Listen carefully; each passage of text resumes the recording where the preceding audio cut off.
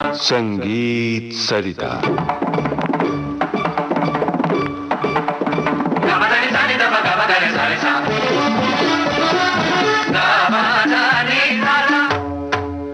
भारतीय ताल वाद्य और फिल्म संगीत। लीजिए सुनिए जाने माने तबला वादक बालकृष्ण अय्यर से निमि मिश्रा की बातचीत पर आधारित इस श्रृंखला की 17वीं कड़ी। भारतीय ताल वाद्य और फिल्म संगीत इस श्रृंखला में मैं निमि मिश्रा, मेहमान तबला वादक और संगीतकार बालकृष्ण अय्यर के साथ उपस्थित हूँ।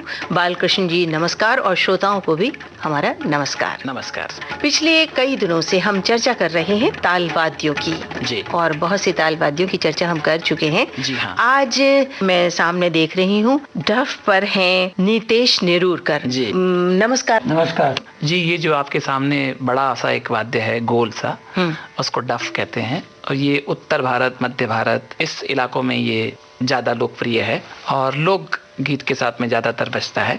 अब इसकी रचना के बारे में आप पूछें तो आप जैसे देख रही हैं कि ये बड़ा सा है डफ जो है, और इसमें एक बाहरी एक लोहे की या स्टील की जो है एक छल्ले जैसी आकृति है, उसके ऊपर बकरे की खाल को खींच के मड़ा हुआ है और स्क्रू लगा के उसको टाइट किया है ताकि उसकी आवाज़ चढ़ाई उतारी जा सके।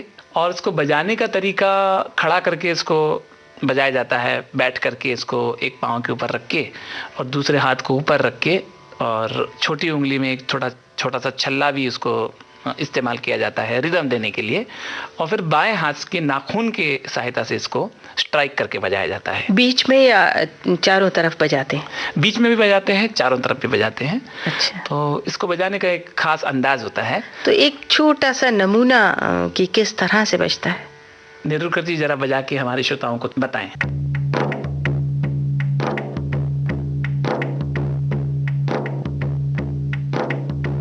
देखिए, ये आवाज आपको सुनी हुई लग रही होगी। बहुत सारे फिल्मी गीतों में डफ की आवाज हम सुनते हैं जी। और बालकृष्ण जी, जैसा कि आपने हमें बताया कि डफ जो है वो विभिन्न राज्यों में, उत्तर भारत में, महाराष्ट्र में, राजस्थान में बजाया जाता है और लोकगीतों में इसका प्रयोग होता है।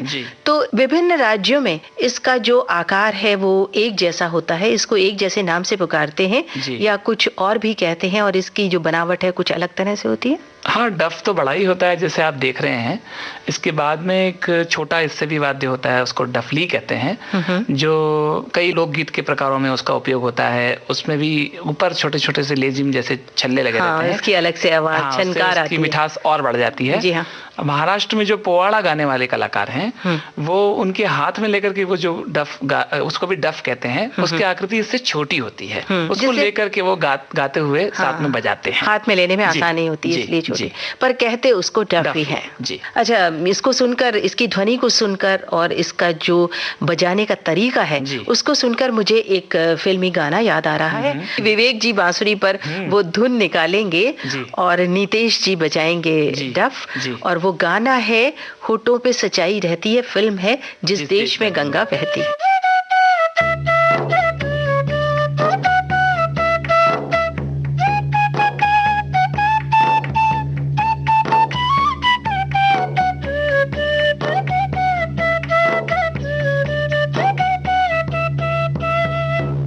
बहुत सुंदर।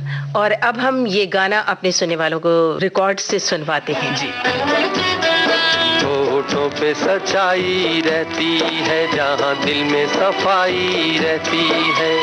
हम उस देश के वासी हैं, हम उस देश के वासी हैं, जिस देश में गंगा बहती है।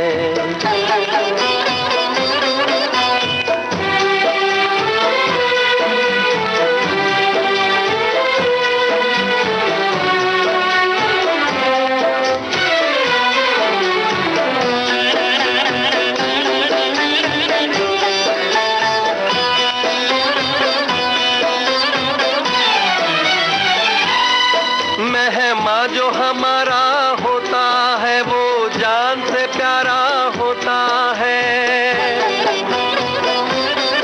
मेहमा जो हमारा होता है वो जान से प्यारा होता है।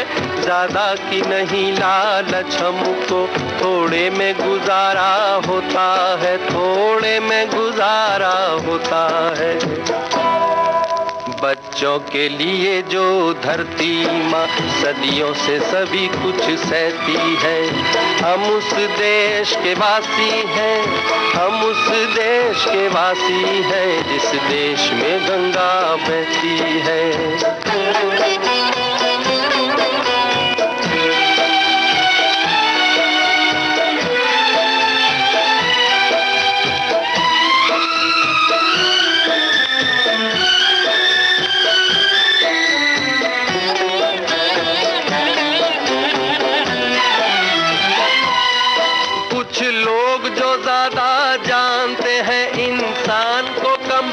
जानते हैं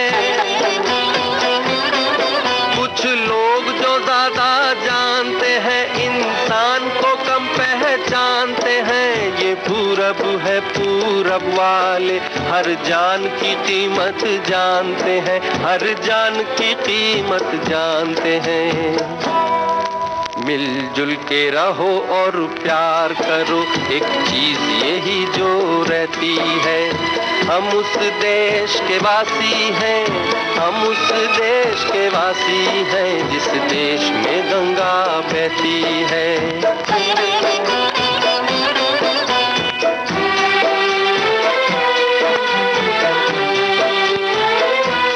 बालकृष्ण जी, अभी डफ की बात हो गई और ये जो एक और साज है, छोटा सा है, इसको क्या कहते हैं और इसकी क्या विशेषता है और कहाँ-कहाँ ये ज्यादा प्रयोग किया जाता है? ये जो वाद्य है दिमड़ी कहते हैं। तो खंजीरा की शक्ल और इसकी शक्ल देखिए आप, बिल्कुल मिलती है और उसकी जो आकृति है वो और प्रमाण माप वगैरह सब मिलते जुलते हैं। इसके बजाने और उसके बजाने में थोड़ा फर्क है, बनावट में भी फर्क है। तो खंजीरा में जैसे मैंने आपको बताया था कि उसके ऊपर जो खाल है वो छिपकली की खाल को खींच करके बनाया जाता है। अच्छा, छिपकली की। और ये जो है ये बकरे की खाल की बनी हुई है। तो ये बनिस्बत उसके ये काफी पतली है और ये एक महाराष्ट्र का लोक वाद्य है जो वाग्या मुरली जो एक लोकगीत का प्रकार है उसमें बहुतायत से इसको बजाया जाता है। और बजाने का इसका टेक्निक बड़ा अजीब है। आप देखिए कि इसको दाएं हाथ से रखे हुए हैं और बाएं हाथ से पकड़ के अंदर की तरफ उसको दबा करके फिर बजाया जाता है। खंजीरा में आपने देखा बाहर की तरफ से दबाते हैं हाथ को दाईं ओर खींच के, यहाँ आप देख रहे हैं कि अंदर की तरफ हाथ को रख के और उंगली से दबा करके बजाया जाता है। इस तरह गमक भी उसमें निकलती है और उसकी जो ध्वनि के उतार चढ़ाव की तरफ आप ध्यान दें तो आप उसके संगीत का अनुभव ले सकती हैं। तो नीतेश जी थोड़ा सा बजा कर बताएं तो पता चलेगा। जी।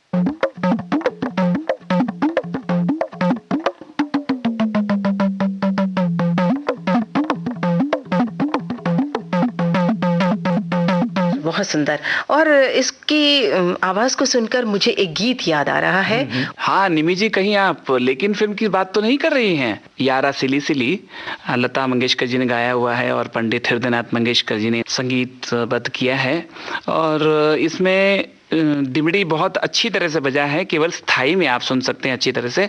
इसके अलावा इस गाने में डफ, चिपली आदि भी उपयोग में लाया गया है, मगर दिमड़ी जो है वो हर स्थाई में आप अच्छी तरह से सुन सकते हैं। आइए हम लोग गाना सुनते हैं। यारा सिली सिली बिरहा की रात का जलना, यारा सिली सिली, यारा सिली सिली, ओ यारा सिली सिली, ढोला सिली सिली, यारा सिली सिली बिरहा की रात का जलना। ये भी कोई जीना है, ये भी कोई जीना है, ये भी कोई मरना, यारा सिली सिली बिरहा की रात का जलना, यारा सिली सिली, ढोला सिली सिली।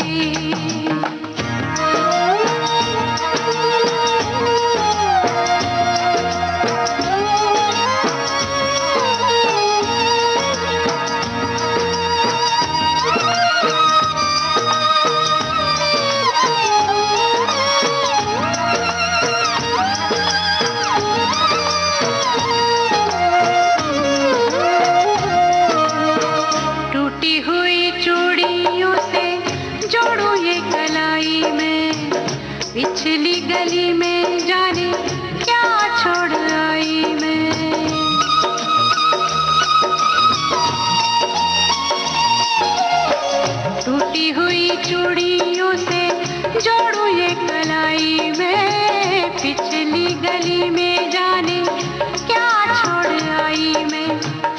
बीती हुई गलियों से, बीती हुई गलियों से फिर से गुजरना यारा सिली सिली, ढोला सिली सिली, हो यारा सिली सिली, बिरहा की रात का जलना यारा सिली सिली, ढोला सिली सिली।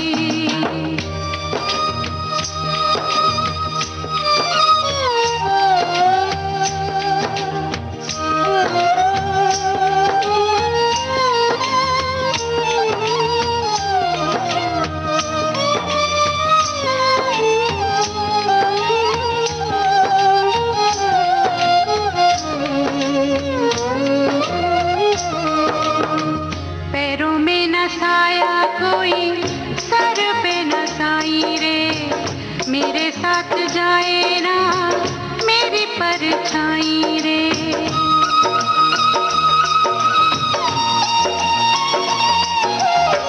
पैरों में न साया कोई, सर पे न साई रे, मेरे साथ जाए ना मेरी परछाई रे।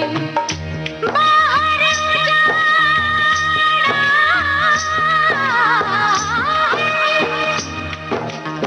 बाहर उजाड़ा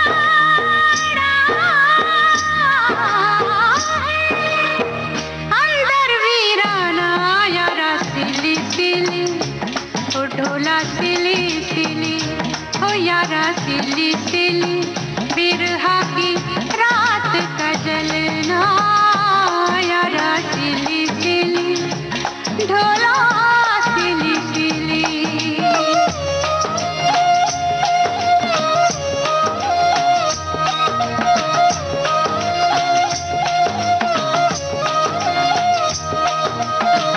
यारा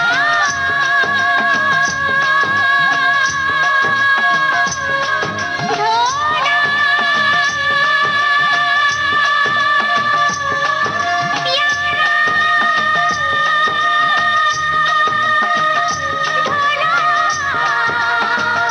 यारा ढोला,